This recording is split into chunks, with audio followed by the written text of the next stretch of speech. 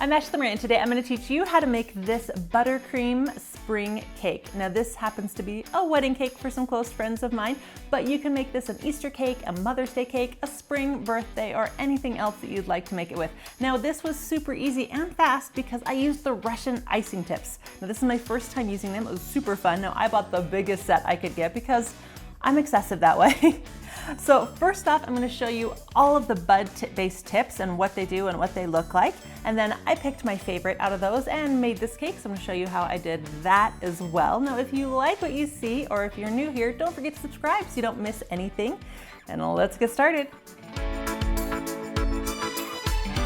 Now we're going to have some fun with my new piping tips. So I've separated out about half of the tips. This is only half of the tips that I got in the kit that I ordered. And I pulled out all the ones that look like they're supposed to create a flower or a bud. So some of these might not. We will try and find out. So I've grouped them into ones that I thought looked similar. Swirls with dots, multiple petals, less petals, you know, kind of crazy stuff like that. And we're going to just kind of start with one little group at a time and make notes on the ones that I like the best. Okay, let's give it a try, see how it goes. So squeeze till it kind of fills in, pull up, oop, stop squeezing, pull away. And then pull away, stop squeezing.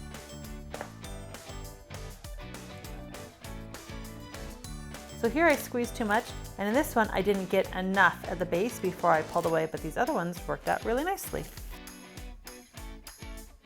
There we go. This one needed a little bit of a heavier hand. I'm starting to get the hang of this.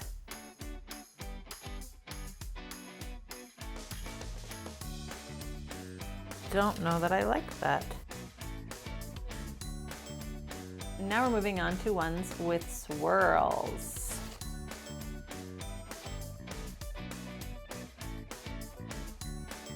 So what I'm learning so far from doing this is that if your frosting is too warm or too soft, or if you press too hard, you'll get this. If your frosting is too thick or too cold, you tend to get a lot of breaking. And as long as you keep your pressure right and your texture and temperature right, you will get nice details. So you want to squeeze enough at the beginning that it will grip your surface, but then as you want to keep the pressure even as you evenly pull away, then stop the pressure and keep pulling. This one, I tried it cold, I tried it warm, it just didn't work, but this one, I actually think that looks really nice.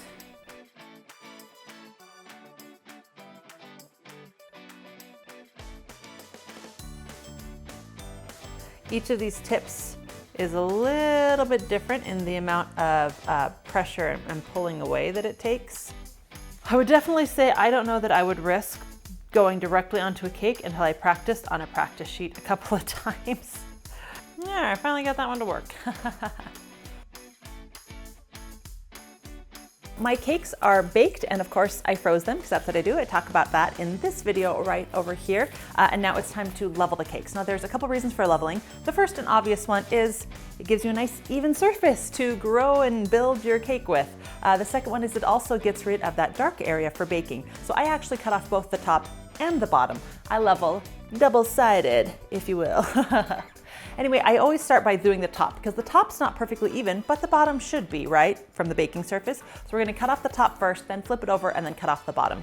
It doesn't take that much more time to cut off a little bit of the bottom. It's seriously just a really thin piece, but it really makes a difference when you cut it open and see what the inside looks like. So I think it's worth taking that extra step. Then you want to take your buttercream, whatever your favorite recipe is, American, Swiss meringue, Italian meringue, your secret recipe, whatever it is that you like to use, and you want to fill and stack your cake and frost the sides. I tend to add a lot of extra frosting to my cakes before I scrape them off nice and smooth. If you don't add enough as you scrape it off smooth, you might end up scraping too much off, and I don't like doing this over and over and over again. Add more, scrape, add more, scrape, add more, scrape. So I just add a bunch at the beginning. Hold this at like a 30 to 45 degree angle against your cake, and we're gonna spin into the angle. Obviously, if you spin against the angle, you'll just end up scraping a ton off. If you hold it at like 90 degrees, you're also gonna end up scraping way more off than you need to.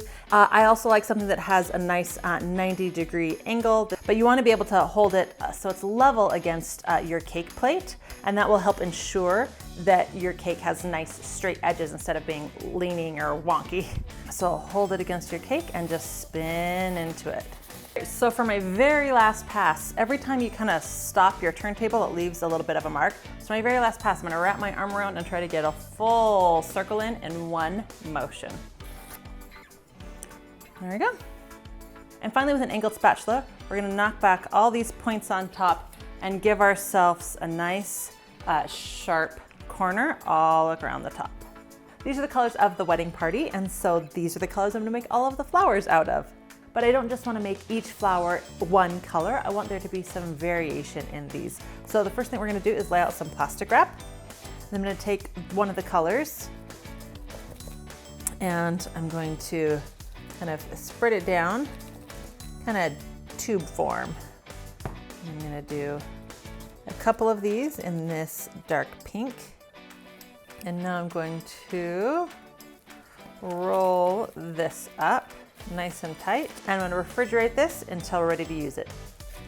Now we're gonna stack our tiers together. Now cake gets really heavy, so you always wanna make sure that there's a support structure underneath whatever tiers that you add. So you can use dowel rods, I tend to use 1/4 inch thick, or you can use milkshake straws. Since our next layer is on the smaller side, I'm gonna go with milkshake straws. If you use milkshake straws on bigger, heavier layers, make sure you use a lot more. I like to go with the dowel rods just because I can use less for the same amount of strength. The best part about using straws instead of dowel rods is you can just take your scissors right on top of your frosting and cut off your extra straws. Now, if you're just building your cake and you're serving it in the same location, you don't really have to worry about much more. If you're driving with this, however, like I am driving with this, you wanna make sure to add a little bit more support. So we're gonna take a dowel rod that I've sharpened the end of, and we're gonna nail it all the way through, including our base board. It'll go easily through the cake when you hit that first cardiper circle. I just use a hammer to get it through. So it should go easily through the next little bit of cake, and then you're gonna hit your baseboard. Now, I have about 1/2 inch of cardboard circles down under here, and I wanna make sure to hammer it all the way through that too, because getting it through that bottom cake plate is actually what's gonna give it the most strength. So I'm putting an extra little piece just on top of that to help me push it down even lower. Now I want to add a little bit of silver detail to this. I don't want to cover it completely with silver leafing, but I do want to add some speckles of silver leafing. Now usually I add this to fondant, so this is going to be a first to try this on buttercream, but I get a lot of questions about it, and I've heard it works, so we're going to give it a shot. Now one of the big problems is that the buttercream was already crusted over, so I'm going to take a pastry brush with a little bit of water and just kind of brush over the areas that I want to add this leafing to.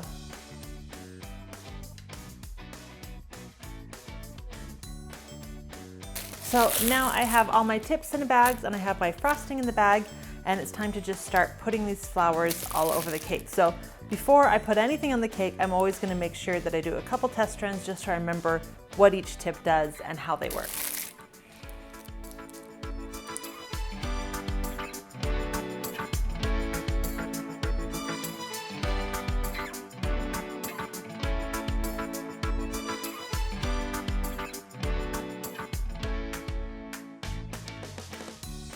And she's finished, she's beautiful.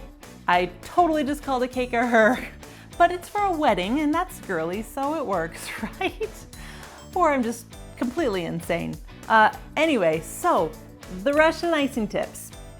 I feel like I'm in a fairy tale and the 3 little bears, you know, Mama Bear, Papa Bear, and Baby Bear, and it's too soft, it's too hard, it's just right. It's too hot, it's too cold, it's just right. And that's how I feel about getting these tips to work. If your frosting's too stiff or too soft, it's not gonna work. If you're piping too hard or too soft, it's not gonna work. So you kind of have to find that medium ground. I will say it definitely takes some practice.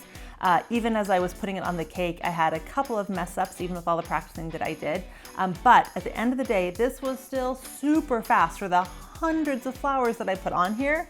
versus making a bunch of royal icing flowers or buttercream or hand piped buttercream flowers or fondant flowers, of course. So at the end of the day, it was still super fast. Now the OCD perfectionist side of me doesn't love the inconsistency still of this, but the mom of 5, don't have a lot of time side of me loves how fast it was. So definitely something that I want to continue using and trying and use again. In the comment box down below, leave me a suggestion. Do you have an idea for a cake that you would like to see me use these Russian icing tips for? I'd love to hear it. In addition to any other recipe or cake you would like to see, I definitely want to make sure that I'm making the content that you are interested in so that you keep coming back and don't get completely bored with me.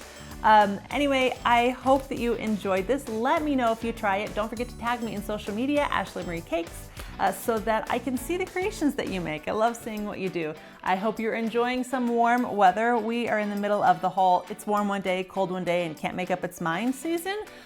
But it's definitely on the upswing. It's definitely getting warmer, so I'm excited about that. I hope you enjoyed this cake. Let me know if you try the Russian icing tips, and thanks for watching.